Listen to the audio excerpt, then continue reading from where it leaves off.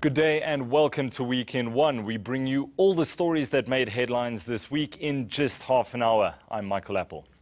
We start our show by remembering the biggest mass shooting by police in a democratic South Africa.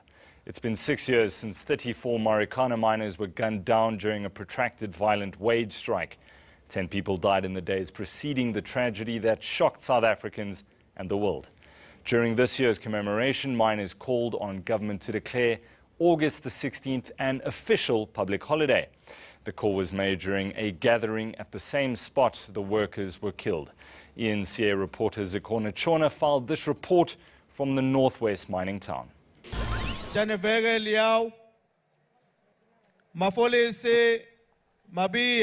One by one, their names read out. Widows and family members of the 34 mine workers shot by police on August 16, 2012, given another chance to remember their loved ones at the very spot where they took their final breath.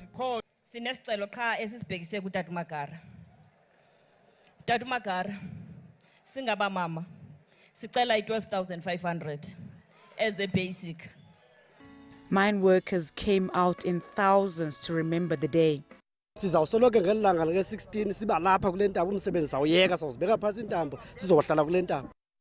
AMCU President Joseph Matunjwa says information from the Institute for Security Studies that police intentionally killed mine workers is nothing new. Namhlanje ngoba sekukhuluma ama institutions athize ukuthi there is no concrete evidence yokuthi abasebenzi abalala kuleya ntaba bahlasela amaphoyisa. Imedia now seyiyathetha lesikhathi kuthetha umntaka Mathunjwa phaya ku-Farm Commissioner, imedia yayivala amadlebe ingayizwi into endiyithethayo.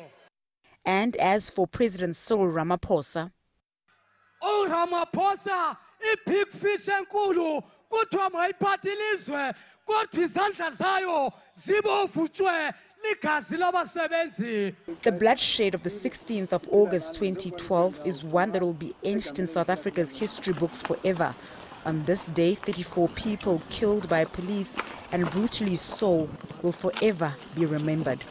Zikona Shona, Marikana in the northwest. Meanwhile, government says it wants to right the wrongs in Marikana, but some survivors say nothing has changed over the last 6 years. They say they'll only find peace when justice is served. Mzoxolo Makidiwana was hoping to build a life in Marikana.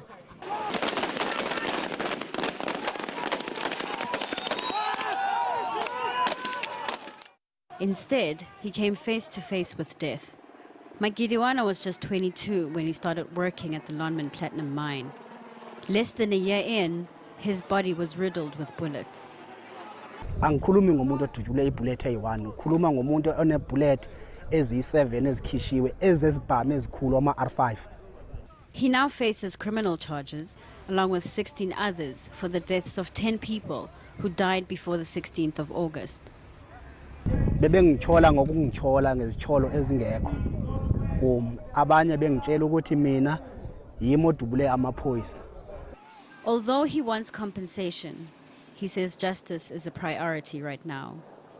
Ngokusulo kwamatyala wethu siboshiwa I think si17 abafana kanti bayovela ecourt.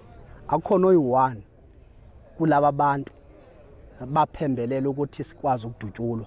Abantu abafana no Ramaphosa oNathi Mthetho Ria Pierre.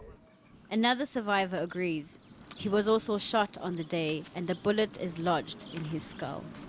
Into yancimeza kwenzeka after i-commission embinoba sidubulekile asidubule masidubulekile yancimba abantu mhlambi kuzovela abantu abathumela amaphoyisa basidubule njengoba kusekhona abasebenzi abakutyuzwa ngamatyala ngoba ukuthi abanamatyala. The father of 6 depends on medical grant from Lonmin to provide for his family and pay his medical bills.